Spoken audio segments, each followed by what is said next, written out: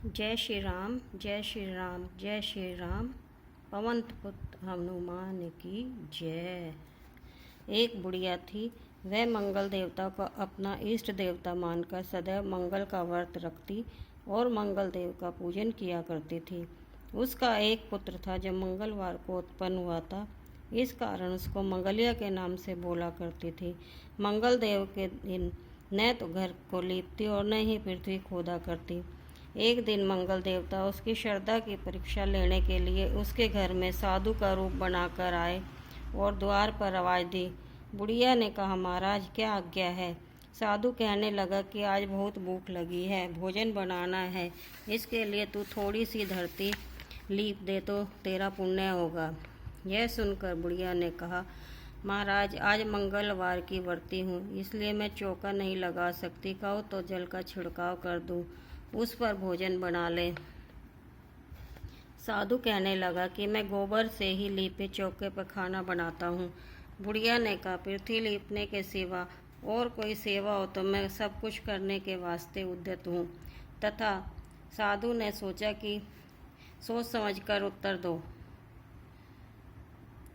जो कुछ भी कहूँ सब तुमको करना होगा। बुढ़िया कहने लगी, महाराज पृथ्वी लीपने के अलावा जो भी आज्ञा करेंगे उसका पालन अवश्य करूँगी। बुढ़िया ने ऐसे 3 बार वचन दे दिया। तब साधु कहने लगा कि तू अपने लड़के को बुलाकर औंधा लिटा दे, मैं उसकी पीठ पर भोजन बनाऊंगा। साधु की बात सुनकर बुढ़िया चुप हो गई। तब साधु ने कहा, बुला ले लड़के को, अब सोच विचार क्या करती है। बुढ़िया मंगलिया मंगलिया कहकर पुकारने लगी। थोड़ी देर के बाद लड़का आ गया। बुढ़िया ने कहा, जा बेटे, तुझे बाबा जी बुलाते हैं। लड़के ने बाबा जी से जाकर पूछा, क्या आज्ञा है महाराज। बाबा जी ने कहा, जाओ अपनी माता जी को बुला लाओ।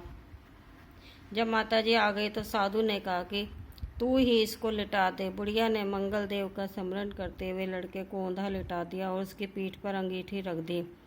कहने लगी, महाराज अब जो कुछ आपको करना है कीजिए, मैं जाकर अपना काम करती हूँ। साधु ने लड़के की पीठ पर रखी हुई अंगीठी में आग जलाई और उस पर भोजन बनाया।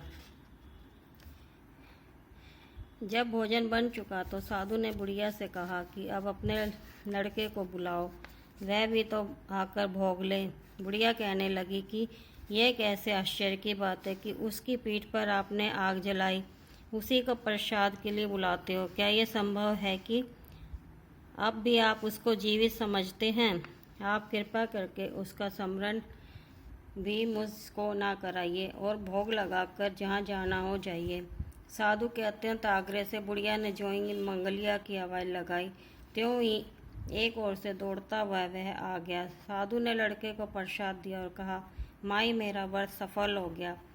तेरे हृदय में दया और अपने इष्ट देव में अटल श्रद्धा, इसके कारण तुमको कभी कोई कष्ट नहीं पहुँचेगा। जय श्री राम।